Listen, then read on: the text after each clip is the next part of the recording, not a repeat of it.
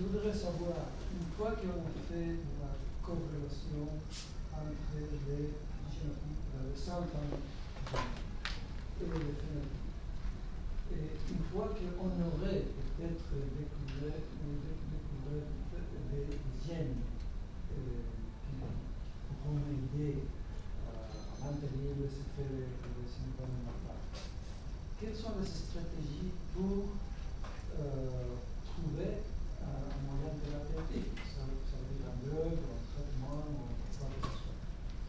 Oui, donc l'idée c'est une fois qu'on a réussi à identifier une corrélation entre un gène et un phénotype qui viendrait contrecarrer l'action délétère d'une mutation sur FBN1, essayer de comprendre quelles conséquences on pourrait en tirer et voir ce qu'on pourrait en faire. Eh bien, la stratégie serait de découvrir un médicament qui permettrait de répliquer les effets protecteurs du gène épistatique qu'on aurait découvert. Ça, c'est l'idée principale. Est-ce qu'il y a des pistes? Oui, il y a des pistes. Oui. Il y a des pistes, et ça serait, en fait, on gagnerait beaucoup de temps à les faire valider avec ce type de plateforme, plutôt qu'à les faire valider attention, on gagnerait du temps. Bon, je pense par exemple à quelque chose qui s'appelle NOS2, dont vous avez peut-être entendu parler, où on a découvert une corrélation avec l'interaction de NOS2 au niveau de la dilatation aortique. Donc si on arrivait à démontrer le lien entre le phénotype et le génomique avec l'identification de quelque chose de particulier sur le gène codant pour NOS2, on pourrait éventuellement aller beaucoup plus vite dans la libération d'inhibiteurs de NOS2 qui en fait existent déjà.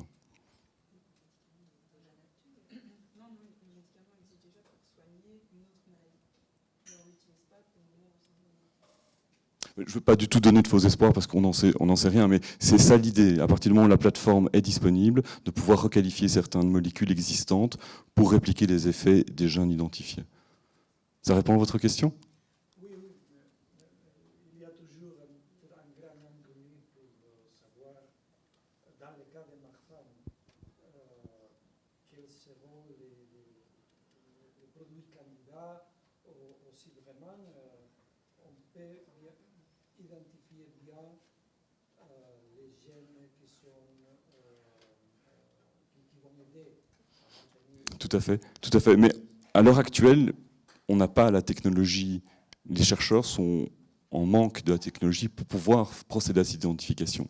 Avec ce que nous ferions ici, nous mettrions à leur disposition l'outil qui leur permettrait de procéder à cette identification. Et déjà ça serait un grand plus. Après, l'optimum, ça serait d'arriver en fin de cycle à trouver un médicament qui arrive à soigner. C'est pour ça qu'on le dit, arriver à mieux comprendre la maladie, ça serait déjà beaucoup. Oui ? Et donc, en pratique, qu'est-ce que les patients peuvent faire dans ce projet ? Alors, en pratique, eh bien, il y a deux approches. Bon, la première approche, c'est de soutenir la BSM, c'est toujours la première approche. Non, j'ai pas les slides ici, mais donc, grâce à l'équipe scientifique, on a déterminé un certain type de mutations, qui étaient des mutations candidates spécifiques, pour lesquelles on essaye de composer la plus grande cohorte internationale possible. J'ai plus les chiffres en tête, mais Bart te les a peut-être plus facilement. Et donc, Bart a communiqué à travers le monde, et on a reçu des réponses vraiment du monde entier, qui identifie des patients porteurs des types de mutations spécifiques qu'on recherche pour le moment, pour avoir une force statistique qui permette vraiment d'aller loin dans la corrélation. Tu expliqueras ça mieux que moi éventuellement. Donc, je pense que c'est vraiment important d'avoir une stratégie sur cela, parce que ce n'est pas difficile pour lire les 3 milliards de lettres qui sont là. C'est trouver dans les 3 milliards celui-là qui est impliqué. Et donc, ce qu'on a fait, c'est qu'on a regardé dans le UMD FBN1, donc la database internationale, quelle est la mutation la plus fréquente dans le marfan, qui aussi a une variabilité clinique importante. Donc, il y a 2 critères. Et on a trouvé une mutation qui est présente dans 1% des patients avec le marfan et qui présente cette variabilité. Et donc, ce qu'on veut faire, c'est qu'on veut identifier tous les patients dans tout le monde qui présentent cette mutation spécifique. Et on va les mettre en ligne. Et donc, on va étudier les patients les plus sévères et les moins sévères. Et on va comparer les deux groupes. Donc à ce moment-ci, je pense qu'on sait de 200-250% qui ont cette mutation-là. Et le but, c'est d'analyser les 20 plus sévères avec les 20 moins sévères. Donc ça veut dire les plus sévères sont des enfants à jeune âge qui ont déjà une dissection de l'aorte. Moins sévère, c'est quelqu'un qui est, disons, 60 ans et qui n'a rien, qui n'a pas de dilatation de l'aorte, qui n'a pas beaucoup de signes, avec la même mutation. Et alors, on peut faire ce séquençage, on peut voir le génome. Mais en surplus de ça, on a besoin aussi de quelque chose pour trouver quelle variation va aussi être important. Donc, ce n'est pas difficile pour trouver la variation, mais c'est difficile pour trouver la variation qui est importante. Et l'idée qu'on a eue, c'est que de ce groupe de patients, on ne va pas seulement regarder les données génomiques, mais on va aussi regarder au niveau RNA, donc qui est le message qui va donner les protéines. Et si on peut faire la combinaison entre les deux, on peut voir quelles variations dans le génome donnent aussi des variations au niveau des protéines qui sont importantes en comparaison des deux groupes. C'est clair? Comment vous allez faire? C'est pratique pour moi. Non. Comment vous allez faire? Vous allez vous adresser à tous les centres de génétique? Oui, oui. C'est eux qui vont Identifier identifier le nombre de patients avec cette mutation spécifique, oui. les contacter Oui, pour avoir leur phénotype.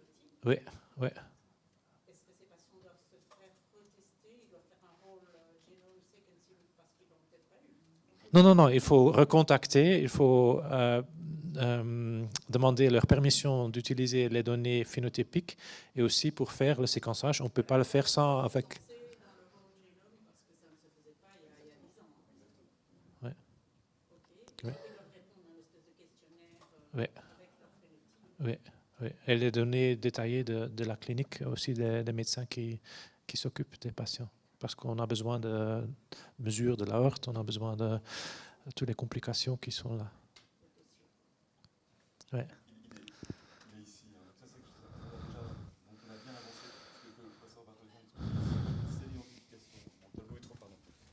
Le tableau est trop petit, mais c'est ce tableau où on a identifié les mutations les plus intéressantes. C'est tous les centres au monde qui ont répondu, qui ont participé. Et là, on a l'architecture générale du projet, où on voit bien toutes ces dimensions phénotypiques. Et là, on a très bien avancé aussi dans la mise en place du dossier de collecte des données phénotypiques. Je crois qu'on a 200 items, quelque chose comme ça. Donc c'est tout un travail, effectivement, qui est conséquent, qui est pris en compte dans notre budget, de participer à, d'un côté, le séquençage, et comme vous l'avez dit, les gens n'étaient pas séquencés, tout ce qu'on connaît, c'est une mutation identifiée, et là, on va passer au véritable séquençage WGS, et ensuite, on a la collecte de la donnée phénotypique, et qui est, nous, quand on est parti sur ce projet, on dit « Ah, c'est super, on va partir sur le génome, c'est le génome qui va être vraiment le vrai challenge », et en réalité, on mesure bien aujourd'hui que la grande difficulté, ça va être la collecte et l'intégration des données phénotypiques. Voilà. Mais peut-être que certaines personnes présentes dans la salle nous aideront dans cette dimension-là. Voilà. Vous avez mentionné en début de présentation que ça pouvait être ouvert à d'autres maladies rares. Est-ce que vous avez déjà des contacts? Est-ce qu'il y a d'autres personnes qui ont marqué leur intérêt? Oui. D'accord. Mais je ne peux pas dire qui plus, je peux pas. Mais on a déjà 2 groupes de maladies rares qui ont proposé quelque chose. Mais l'idéal, ça serait que notre projet pilote existe, soit fonctionnel, qu'on essuie les plâtres, pour ensuite passer à d'autres choses. Parce que si on développe 2 choses en même temps, et voilà, non, on est enthousiaste et impatient de faire en sorte que l'architecture fonctionne correctement et permettre à d'autres. Mais pour le moment, on reste focalisé sur ça. Mais on a déjà 2 groupes qui nous ont approchés. Pour le syndrome de Lewis-Dietz, j'ai reçu un très grand support de la communauté européenne. Et on va chercher aussi des gènes modificateurs pour les gènes qui sont impliqués dans le Lewis-Dietz. Il n'y a qu'une stratégie pour faire ça. Il y a différentes stratégies qu'on peut impliquer. Et donc, on utilise des variations de ça. J'ai expliqué un petit peu la mutation fondateur dans la région Anvers. On va utiliser ça. On peut aussi utiliser les souris parce que C'est la même histoire chez les souris. Quand tu fais la mutation de Marfan dans un souris, tu as une dilatation de l'aorte.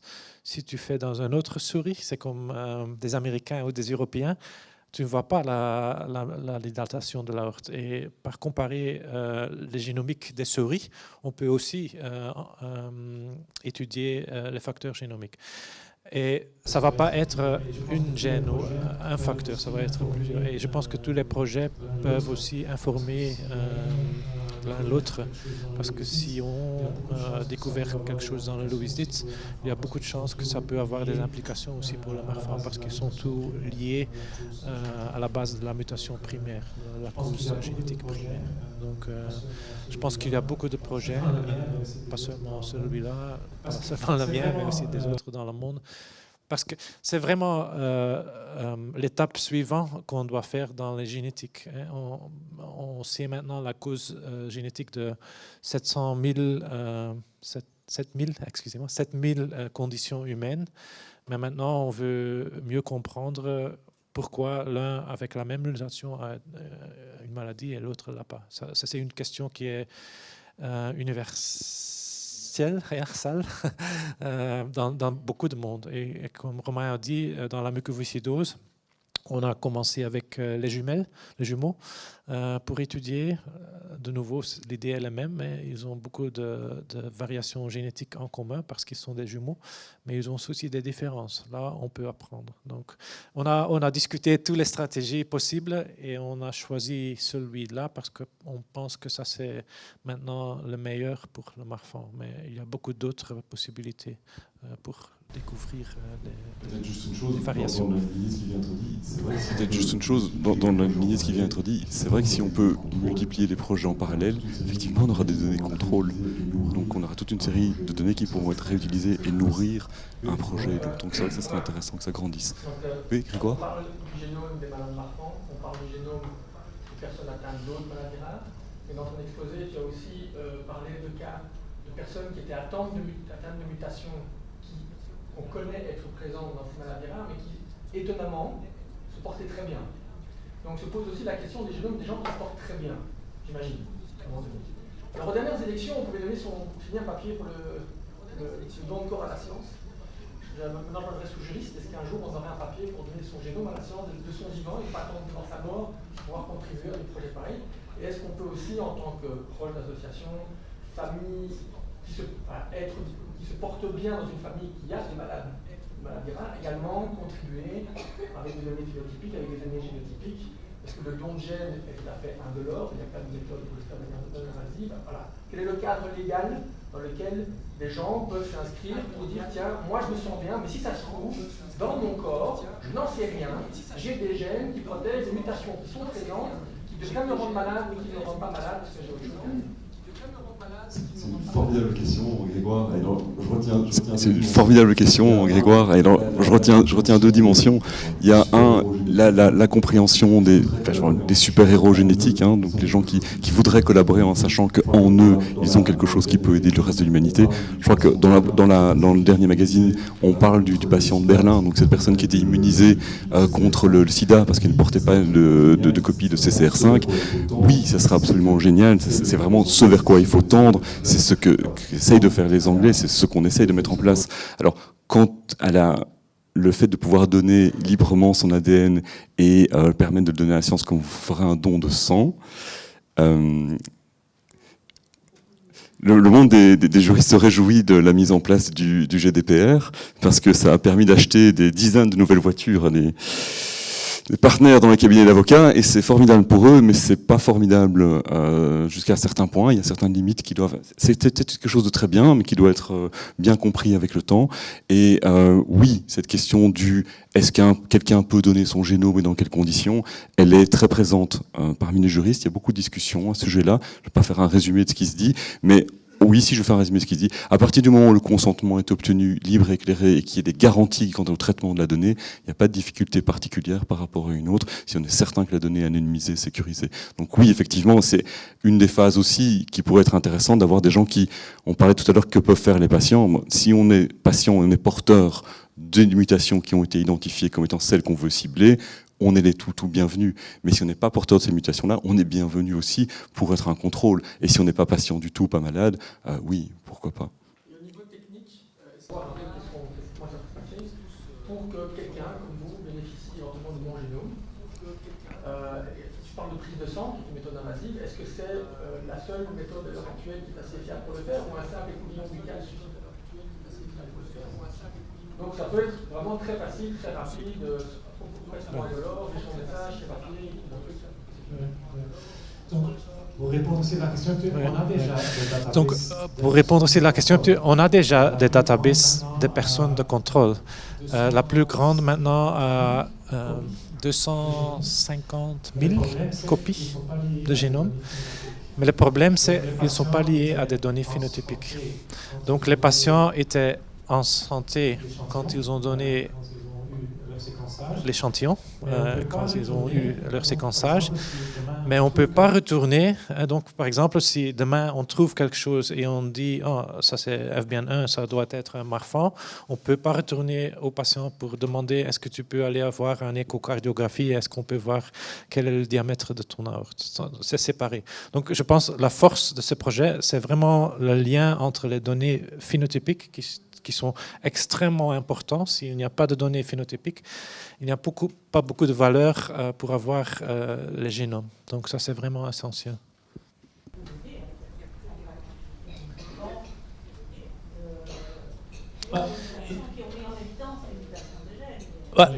Ils peuvent nous aider un petit peu oui. Ils peuvent nous aider un petit peu dans le sens que, par exemple, la mutation qu'on a choisie, on a regardé dans cette database et on a vu qu'il y a des personnes normales qui ont cette mutation. Donc, les contrôles. Ils viennent des études ils viennent des études génomiques. Par exemple, il y a oui, cancer, mais aussi d'autres. Par exemple, une des méthodes pour trouver des nouvelles causes pour des maladies génétiques, c'est ce qu'on appelle une analyse de trio. Et ce qu'on fait, c'est on fait l'analyse génomique des deux parents et de l'enfant qui est atteint par n'importe quelle maladie. Et alors, on fait la comparaison. Et je vais expliquer. Si on fait un exome, pas un génome, un exome, on va trouver entre 200 et 300 variants qu'on n'a jamais vus dans une personne de contrôle. Donc, si on fait ça comme diagnostic, chez un enfant avec une maladie inconnue, on va trouver 200 300 variants. Donc, c'est pas facile pour alors découvrir en les 200 ou 300 de savoir quelle est maintenant la variation qui cause la maladie dans l'enfant. Donc, ce qu'on fait, on fait la trio, on fait la mère, on fait le père, on fait l'enfant, et alors on regarde sur les variants qui sont nouveaux dans l'enfant, parce que les deux parents sont en santé, l'enfant est malade, et si on fait ça, le nombre de variants qu'on doit regarder, ça diminue de 200, 300 à 4 ou 5.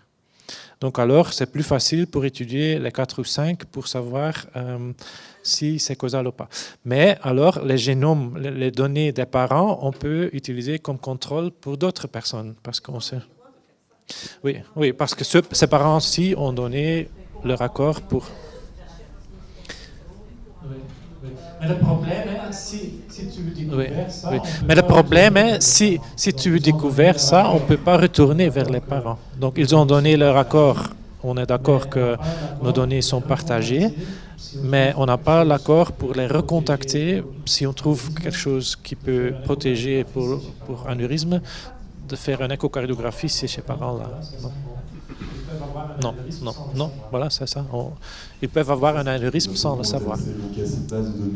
Ça, c'est quelque chose qui nous a beaucoup intéressé. Donc, il y a cette base de données dont le professeur parlait qui est GnomeAD, qui est disponible. Vous pouvez aller vous connecter sur le site. Maintenant, tout le monde peut y aller et vous pouvez faire des recherches dans ces centaines de milliers de génomes dont on parlait. Et donc, ça, c'est très intéressant. On va dedans et on découvre des choses très intéressantes. C'est d'ailleurs une des dimensions du projet. On verra comment ça évolue de ce côté-là. Mais on parlait aux États-Unis, oui, il y a plein de choses qui sont données. Cette base de données comme GnomeAD, c'est souvent effectivement des patients dans le cadre de cancer et alors des analyses en trio. Ce que je voulais dire aussi par rapport à ça, c'est que dans le 100 000 génomes anglais, ils ont aussi décidé de passer en trio. Donc ils ont chaque fois les deux parents et l'enfant malade. Et le vrai challenge, c'est ça, c'est cette qualification. Et c'est pas toujours facile à comprendre. Quand est-ce qu'un variant est vraiment délétère? Quand est-ce qu'un variant a vraiment un impact. Donc il y a 5 niveaux. C'est les variants 1, 2, on considère qu'ils sont bénins. Il y a une zone grise sur le 3, et les variants 4 et 5, là on est certain de la pathogénité du variant. Et comme vous l'avez dit, peut-être que dans ces gens, il y a des malades qui s'ignorent. Et typiquement sur Marfan, c'est une maladie sous-diagnostiquée, il y a peut-être des Marfans dans ces bases de données contrôle. Vous parlez des Américains et des propensions à utiliser des tests d'hérédité. En fait, il y a en ce moment, la ministre de Bloch a mis en place toute une réflexion sur l'utilisation du génome et voir comment la population belge est prête à accepter cette idée-là. Bon, ils sont au courant de ce qu'on fait, donc on a été invités plusieurs fois, et donc on a toute une série de discussions assez passionnantes dans ces directions-là aussi. Voilà. Moi, je propose, je ne sais pas si c'est réaliste, c'est que tout le monde a son génome séquencé à la naissance, oui, mais qu'on ne regarde pas à tout ce qui est disponible. Donc, qu'est-ce que ça veut dire?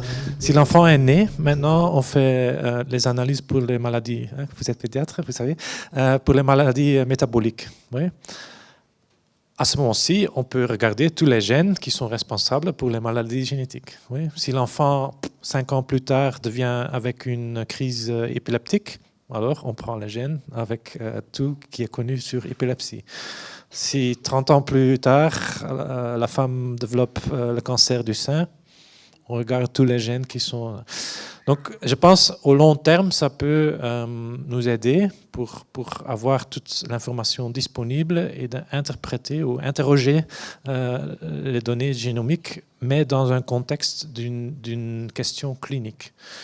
Donc, ça veut dire qu'on ne va pas prédire tout ce qui est possible. Non, on va prédire les questions qui sont importantes au moment que la question clinique est posée. Est-ce qu'il y a encore d'autres questions ou on a Merci. Est-ce qu'il y a encore d'autres questions ou on a un petit peu fait le tour? Merci beaucoup à tous d'être venus. Merci encore. Ok. En tout cas, merci beaucoup à tous d'être venus. Merci encore au professeur Loisé d'être là. Et comme le disait Léon, je pense qu'on peut aller boire un verre et continuer ces discussions à l'extérieur. D'accord.